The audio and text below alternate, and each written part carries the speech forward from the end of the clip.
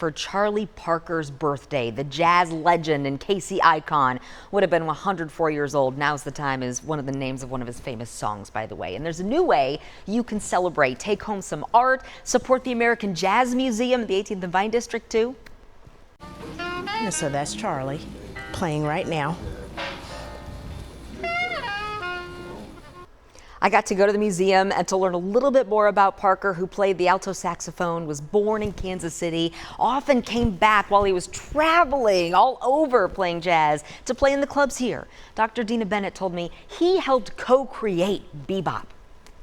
But we didn't have this complex, fast-tempoed music that really played with chord progression and changes, and that was really something new for the music scene. So he was a co-architect of that, and he was just extraordinary. He was a genius, and then he had this cool nickname, Yardbird.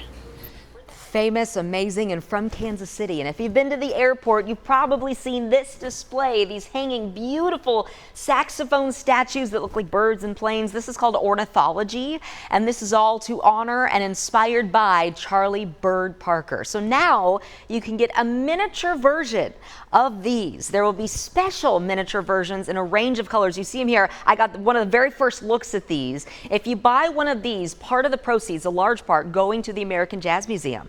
I got a chance to talk to artist Willie Cole about the impact Charlie Parker had on him and really the world.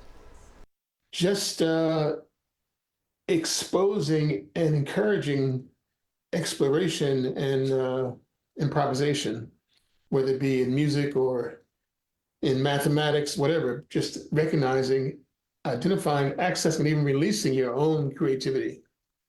That's what it was for me.